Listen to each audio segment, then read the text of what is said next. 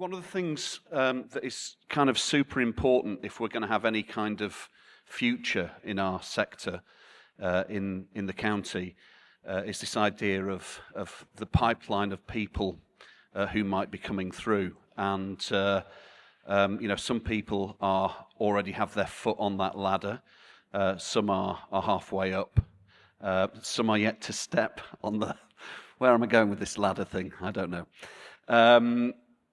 But it's a progressive pipeline, and we need young people to feel that as soon as they start maybe thinking about that they might actually have to have a job at some point, it would be great if young people could actually feel that they could invest in a music-related role, And very often what we see is, or what young people see is the stars who stand on the stage or that they stream and so on. But there's a whole underpinning industry and ecology beneath that. But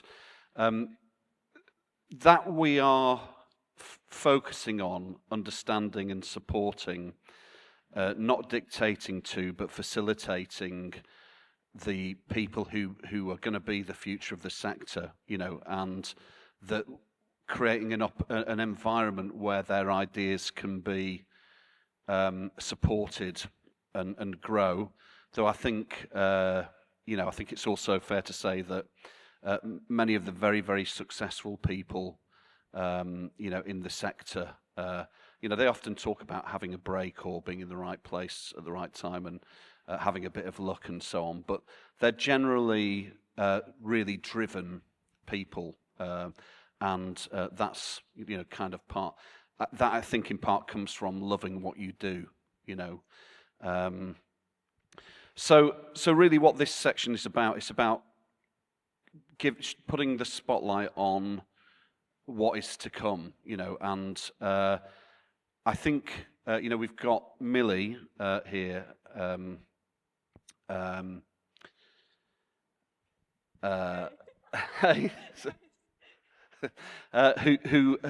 Who's got a foot on the ladder?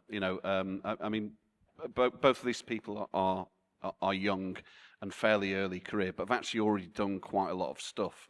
So it's quite good to bring into focus what they've been up to, as part of people who are heading down this pathway to music-related careers, what opportunities they've had, how it's working for them. But actually also I think the final thing is that we look at what would be helpful as well. But this, music is a career, the creative industry is a careers where you can have an idea and you can make that your job. I think also, if we're sort of, being brutally honest, whilst we have some brilliant music sector businesses in Lancashire, or, I don't even like calling them businesses really, but, we do have some brilliant ones. We don't have the stable jobs that a lot of people are encouraged to look for, and actually what we're doing now is we're kind of terraforming that. We have got some, but this is why young people might feel they have to go to London or Manchester or Liverpool.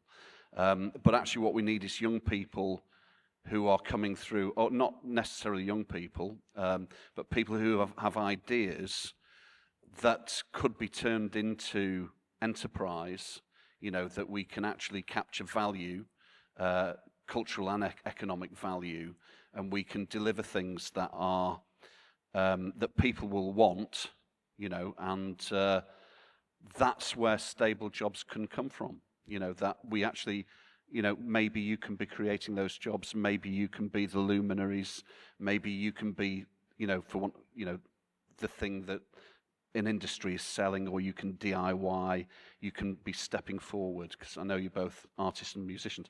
So that's the end of this session then. No, I'm joking.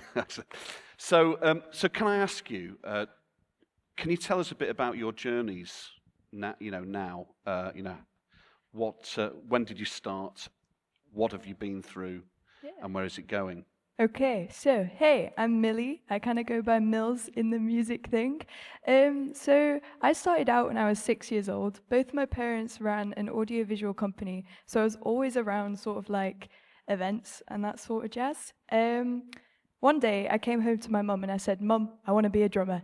And she looked at me as if to say, "Oh no, this is going to be a very noisy next like 12 years." And I was like, "I want to be a drummer." So she gave me drum lessons at a music school called Upbeat, which is one of the music schools in our area. After doing that for around a year, I decided to join a band. And at this point, I was only 7. So it was a little band of us. We were little 7-year-olds, we were like, oh, playing some rock classics. It was pretty cool. And that band ran, I'd say, for probably 6 years. So I'd say we stopped when we were like 13. We were just playing rock covers. We started playing off some few, you couldn't really play pubs when you're 7 years old. So we played a couple of little, I think we did a gig in a skate park once. That was a bit weird, but it was cool. And then eventually that band came to an end, and I wasn't in a band for probably like a year, and I was like, right, this is when it's getting serious now. 14, got to be in a new band. I was like, okay. Right, so at this point, I picked up guitar, and my mum said to me, "Hey, look, there's this girls' can event in Morecambe at More Music." And I was like, "Oh, I'm a bit scared. I don't know anyone in Morecambe." And she went, "Just go to it." So I went to it, and there I met my current band. So everyone from More Music in the room, give me a little wave. I know there are a lot of you. Hey, guys.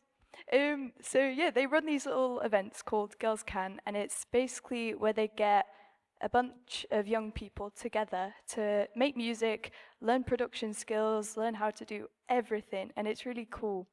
And my band, Dead Sheep, got together on that day, and ever since we've just been gigging. So I think we were playing all of Imogen's open mic nights at all of our local venues, such as Bootleg, Hi Skelly, give us a wave, such as Bootleg, Backstage, the Waterloo.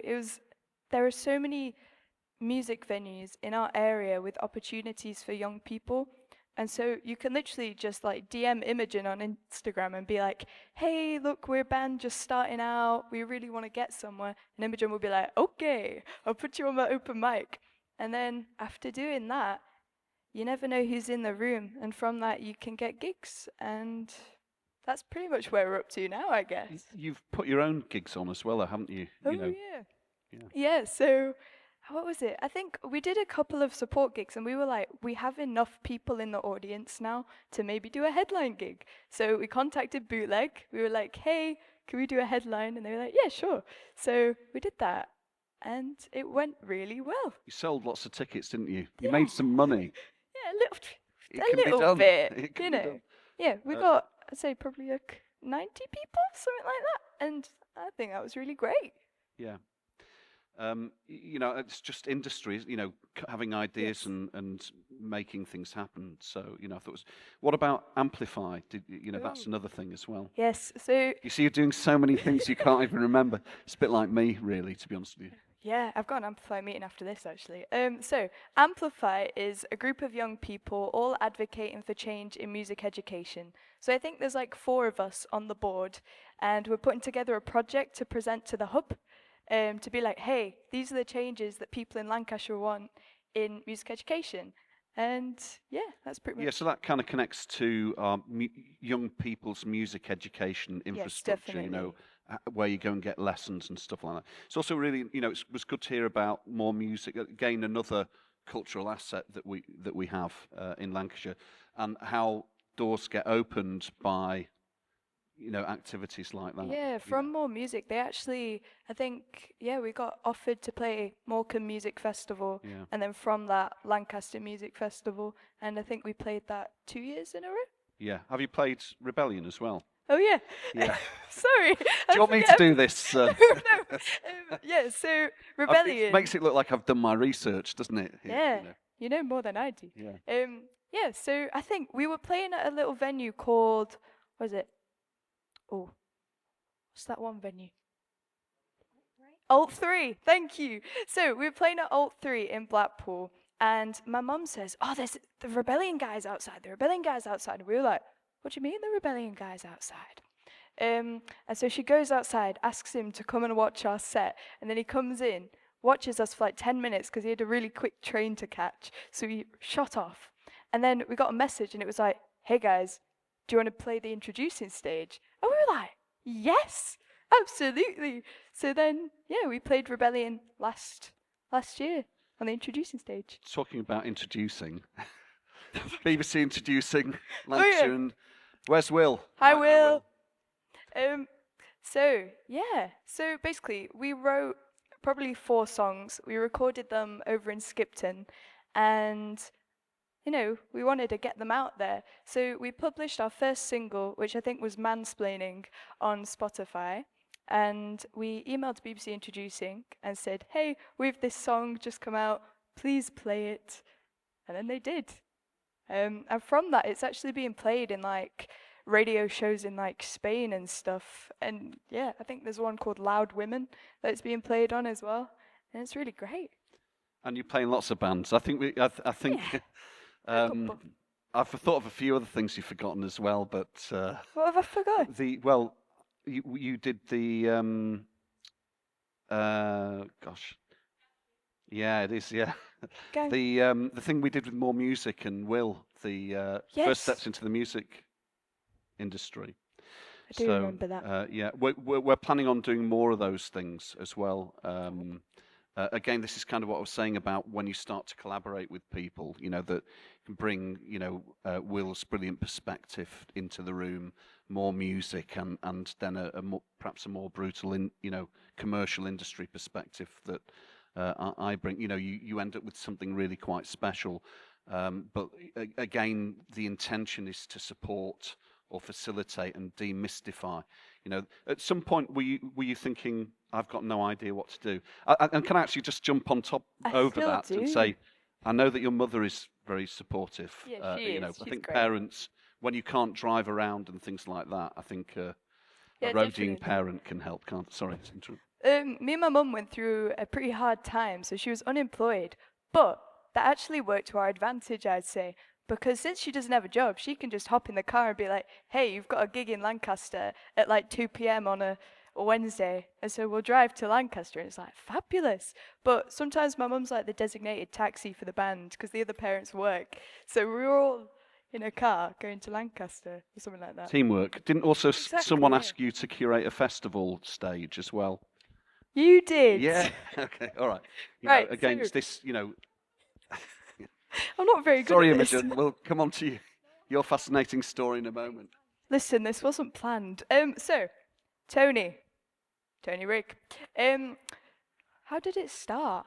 Like, we were just... Well, I kept seeing you at places Yeah. doing music things, and I was kind of like, and then I think you or your mother said, we'd like to do a festival, Oh. and I was like, well, Yes. why don't you come and curate a stage, do what you'd like to do with it at a Yeah. festival that I'm involved with. We had a Zoom call or a Teams meeting, I think, and you said, look, there's a stage at Preston Jazz Fest on the 30th of May from 12 till 2. Do you want to pretty much like run it? And we were like, yeah. So we've got 4 local bands in Blackpool, 4 young bands as well, may I add, all under 18, all super cool. And from 12 till Yeah. 2, we've got our own, our own great. stage with them. So it's the trying ideas. So Yeah. I think this is part of the function of the Lancashire Music Association, really, to so people have somewhere to come and ask and direct questions, or just have a conversation about how maybe to approach things, and maybe get some not maybe get some good advice. Definitely Great get brilliant advice. advice. I mean, actually, because of that, so me and my mates decided to set up a podcast, and we've called it Tune In, and it's kind of like a little media thing that we decided to do. And we said to you when you were talking about sorting out the stage, you were like, I said, hey, would you mind if Tune In could like call it the Tune In stage? And you were like, yeah. So Yeah, so an opportunity for ideas to emerge, and so yeah, it demonstrates that this wasn't contrived, by the way. But okay, Imogen. hello. tell us, the same, please. Okay. Yeah. My name's Imogen. I'm 19. I'm a singer-songwriter guitarist from Blackpool. We heard you playing. It was fantastic. Thank you. Playing Thank you singer. very much. I sort of started on the scene properly when I was about 16. And I just I got into one of my dad's friends was hosting an open mic, and I just ended up going down and playing. It was just in this micro pub venue, really, and then off the back of that, I got booked. I went to another open mic at a small venue. Off the back of that, I got a booking, and then he started getting me to co-host them with him, and we sort of created a collective in Blackpool, and we had this big collective of artists. And it was really supportive. Everybody was like supporting each other's events. We had a lot of like collaborative events that were being run. We had showcases where people could like get gigs off the back of the open mics. And I mean, like venues like Bootleg and like the Waterloo backstage, they're great for if they see something that they love at the open mics, they will book them onto support slots. And then a lot of the time that leads to headline slots for bands. So it's a really, I mean, like, as you were saying, like, your band got support and then headline, and it's the same for me. That's sort of been my progression. But, yeah, I took over the open mics, not like, aggressively or anything. Everybody else just sort of fell away, and it was sort of left to me to take them on. And since then, I've just been running them probably about, 2 years now, is it? Maybe? Yeah, ish. And yeah, I absolutely love it. Like the main thing for me with the open mics is creating a space for people who haven't performed before or people who have little performing experience to come along and be able to practice, develop their craft, develop a bit of a following even at the open mics, and then be able to get out onto like actually getting paid gigs and then scale that up. But it's important to have like a supportive atmosphere in the room, and I think we've managed to create that for the most part. You get the odd heckler, but they're dealt with immediately, like they just get kicked out, So yeah, I think that having that environment where people feel like it's okay to make a mistake on stage, like nobody cares. We have people of all skill levels come, and the most important thing is that community and making connections. I mean, like I'm currently trying to recruit Millie as my drummer, but she's got a toe in a lot. She's of already in 20 bands. Yeah, I know. It's all right. I know. It never hurts to have another. 21 bands now. Yeah, that's all right. She'll come with me. It's all right. But yeah, I think the community side of things is the most important, and even more importantly is like supporting each other's events.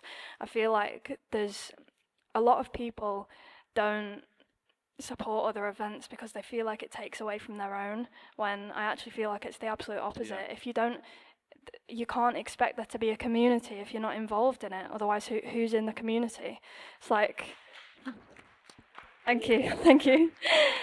It's like when Millie's event was on, like when she was talking about her headline at Bootleg, I came along. I think you or some of the Amber played at my. I had the other band that Millie was in support me at my headline gig at Bootleg. It's like having that. Yeah, you remember now? That's all right. Having that atmosphere where you're like connecting with other artists is really important. But aside from the open mics, I've got an album out if anybody wants to go and stream it. Got to plug myself while I'm up here. And Got to be done. yeah, you've got to. I've got a few CDs in my bag. Anyone interested? Anyway. How much are they? They're £10. Sounds very reasonable. Yeah. See, I'll have one. come see me after. But yeah, so I recorded my first album between the ages of like 16 to 17. I released it when I was 18, had an album launch party at Bootleg, and then I released a single back in December of last year, and I had another single release party at Bootleg. Great venue, isn't it? Big up Skell. Yeah, but that's me really. I've played. I did have this opportunity to play an O2 at one point, an O2 Academy in Leicester as part of a goth festival. Yeah, I mean, Did you do it? I did. Yeah. I did do it. Yeah, Okay. it was great. It was very fun. It's good. But there is that idea that if you go out and you do things, I mean, I think the open mic nights, the points you were making about, I mean, an interesting thing though is the perception of age, you know, and how you. But your open mic nights cater to. Do they cater to under 18s or? Yeah, they, absolutely. We've got different curfews at both venues. So bootleg, we have a curfew at 10, Yeah. and backstage it's at 9. Yeah. So But obviously the safeguarding issue, you know. So for Millie to be on stage here today, I have to do 1,000 risk assessment things, you know, and then get Millie's mum to say it's okay and stuff like that, you know. So yeah, it's a bit, you know, but you're both finding opportunities. So you're looking for pathways, but also creating your own, you know. So I think those things are really important. What would be helpful to you? What do you need from? I mean, you don't need any. You can obviously just carry on doing what you're doing, and it's a great trajectory. But you know, what might be helpful? Might it be, you know, if someone, you know, some legal advice, you know, in terms of, you know, making sure that if someone offers you a contract, that you have an idea of how to approach it, or you know, that you really understand things like metadata processing, make sure you're getting paid. You know, what do you know about things like that, or? I can't say I know about it, mate. What's metadata processing? Don't worry. Well, we'll come back to, you know. So, were you not paying attention to ramen? No, I was. No, I right. swear. Okay. Sorry. No, I'm joking. I'm joking. But you know, there may be important conversations for, you know, serious career musician. You know, looking at band agreements and, you know, working out things definitely. like what happens if you split up, or Nobody you know, who tells gets you the name things and like that. things like that. You know, so but I think we can sort of, you know, have conversations around these things that can maybe help you. But I'm giving examples. But I guess the thing is, if you don't know, you don't know it. Yeah. How do you know what you need really? I think the legal thing can be a bit of a rabbit hole. I mean, I've seen some artists from Blackpool, I won't name any names, but get. Are they in here today? No, I'm joking. No, I've seen some artists from Blackpool get into some very dodgy record deals. Yeah. And there was a record company on the scene a few years ago, and we sort of. Careful, it's being recorded. No defamation. No, Yeah. like it's Name just. drop. It's That's just another legal thing. Yeah, it can be difficult to know what you need out of a contract. Yeah. I mean, I was actually on a record label, a local one called The Big Chair. Yeah. And that was just my producer. He had a record label, but the contract was like ended when I finished my album.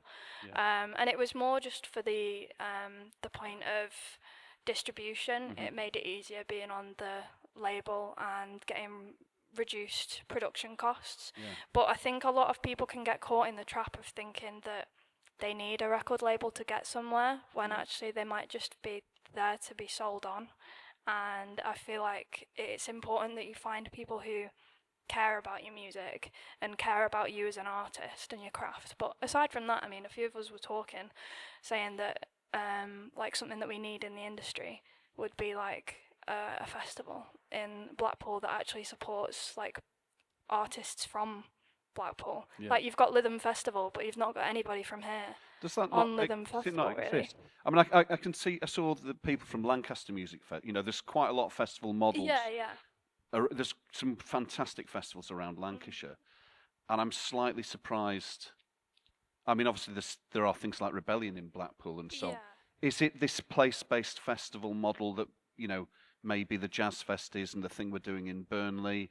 Is there an opportunity to, you know, ignite everyone, get everyone, you know, doing something, or, you know, I'm asking the question. I think it's more so like attracting other people as well from like outside of the area. Like I say with like Lytham Festival, because it's such a big event and it gets local coverage and such. But if we could get local artists on a big festival like that, that would do so much for the local scene. Yeah. And that's a really good point. So this how do you get support slots, and you know that kind of, how do you get your own tour? You know, I'm kind of trying to explore and understand what we can do to make sure our pipeline is fully supported, and yeah. Could I add to that? Yes, please. Thank you. So I was actually saying to like Skelly and some other people before, it would be really beneficial to put a festival on Blackpool, because especially for like not sort of beginner artists, but people who are starting out, because there are so many bands putting on their own headline gigs who are literally like 18 years old and they're pretty much selling out the venue. Yeah. And it's like if you combine all of those headline gigs and if you put that just onto one festival in Blackpool, that would work, and it would financially, it would be beneficial, I think. Agreed. I mean, and are you going to do it? Yeah, why not? So, We've got the bands. if you We just need the funding. Hint, Arts hint. councillor here, I've spotted Karen. Hi, Karen. And Joe, yes, yeah. We,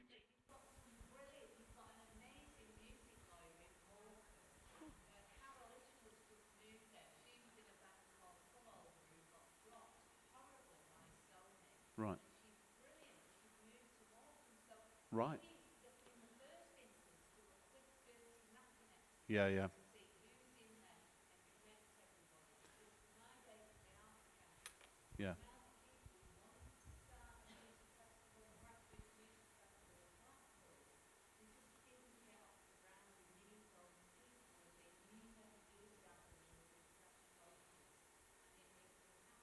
Yeah. Let's do it. We should have, Karen. If I'd realised, it's good to give Arts Council a spotlight as well, because there are mechanisms in place and evolving mechanisms to underpin and support this. I'm very keen to make sure that in Lancashire we fully access them, however we can really, and not just Arts Council as well. But here we have the initiative. We need to connect the dots, don't we? And you've very much we're singing from the same song sheet, aren't we? So is there anything else that might be useful? I feel like we should just invite some questions from the audience, but Let's do it. is there anything else that you or are you just going to do it? I mean, we are doing it, but I mean, I think events like this are useful for networking and making connections, but I'd say more of them, more conversations like this where we can meet like-minded people and people who are willing to like get behind projects. I think that would be really useful. Well, the Lancashire Music Association's actually, breaking news, been awarded some funding by Arts Council, and we're going to be doing, taking things on tour, so going to places which maybe don't get that much attention, smaller places. One of the things that we think is very important is that things are happening, quality event activities are happening. So we're going to be going and talking to people about, introduction to running music events, see if we can get some more people interested in those kind of things. So, and try, try and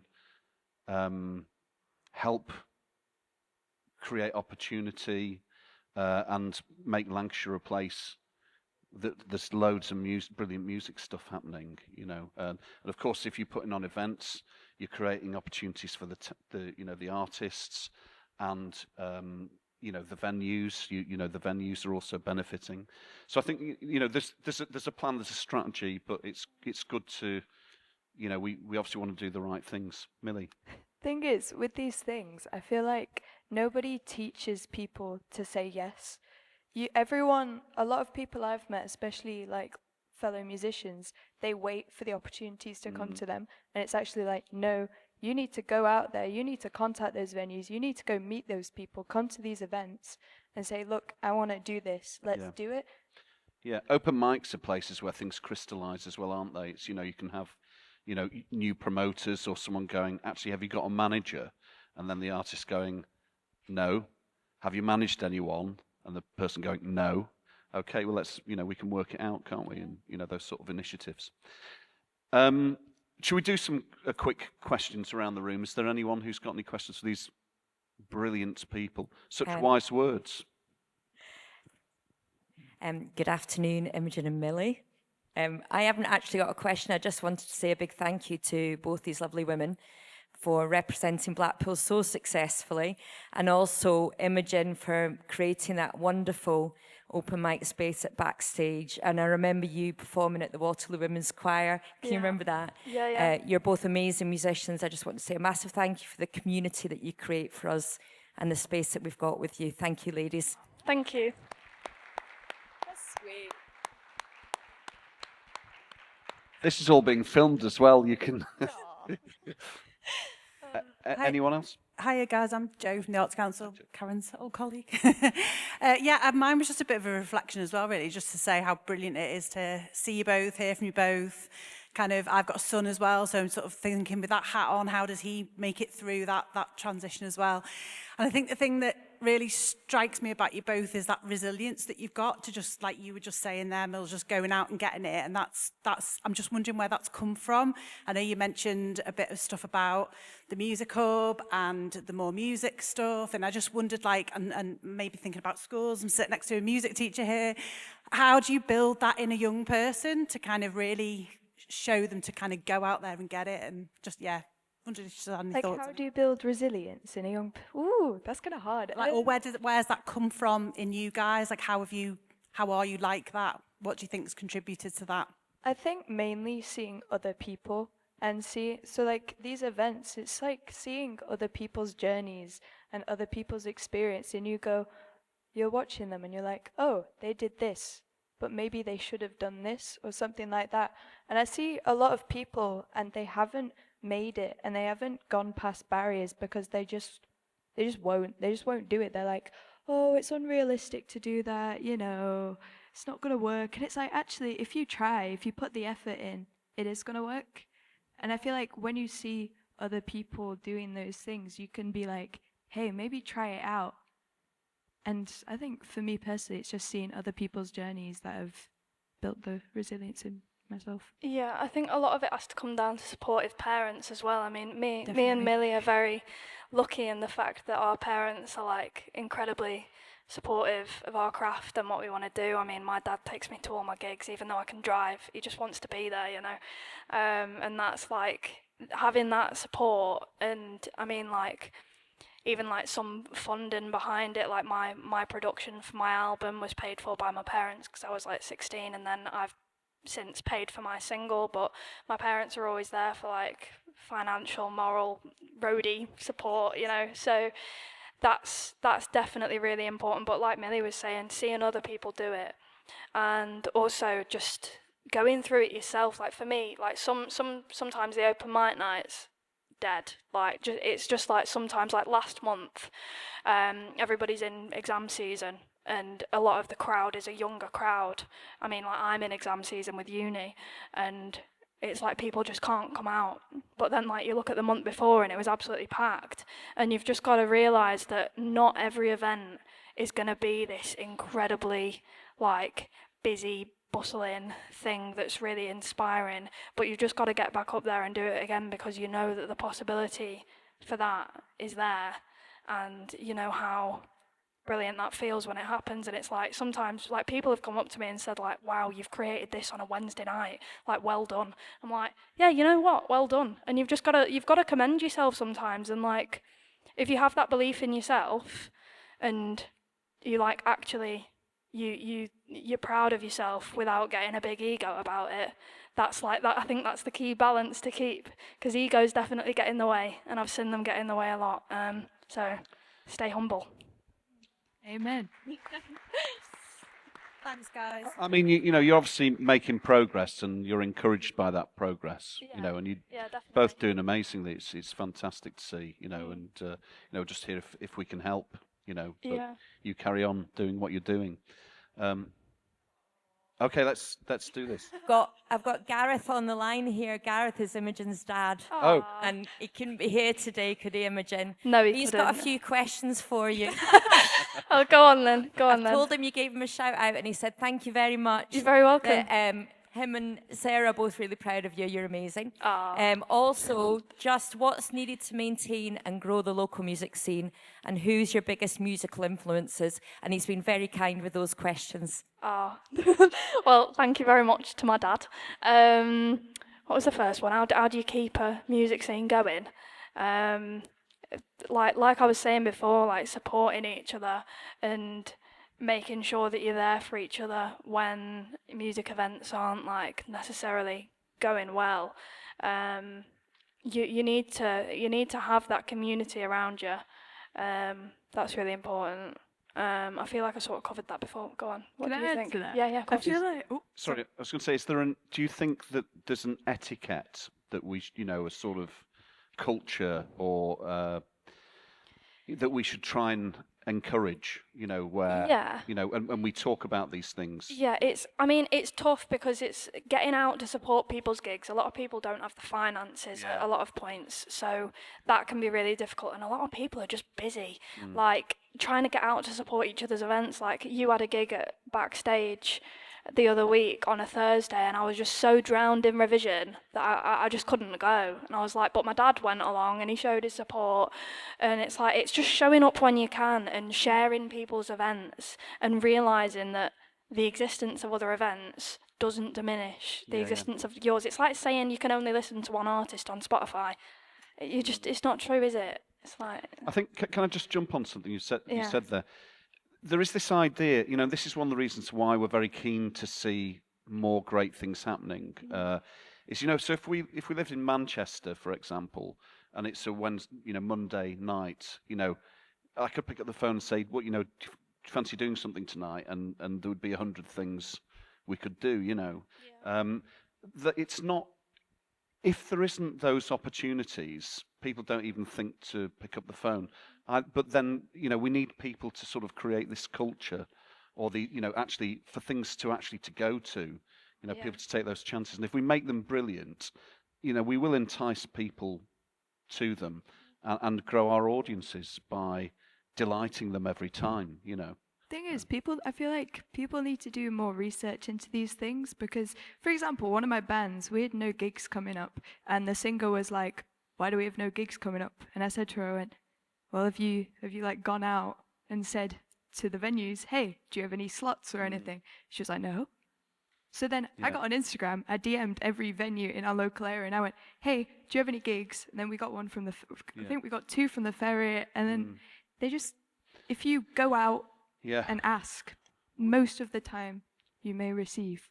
We are going to map this ecology. We're going to, make visible assets available. Showing where the opportunities are. It's one of the things that we're going to develop in our bid as well, and do the research. And on the subject of research, our next talk, our next session is we have 2 incredible researchers, a professor and an associate professor from Leeds. Is there anything else that you'd like to say before we wind this talk down? You've been amazing. Thank you so much. I'm sure everyone agrees with me. Thanks. Thanks, guys. Yeah, I think the only other thing that I'd say is if there are any musicians in the room, then come to my open mics and come book a slot. Come down and again, just emphasising community. It's the most important thing is just supporting each other because the music industry can be harsh sometimes. So yeah. So, supporting, winning the hearts and minds of people, from where we're from. It's a great foundation to build on, isn't it? Yeah. So once again, thank you very much. Thank you. Imogen Evans, Millie, Dead Sheep, Amber. Check out the bands.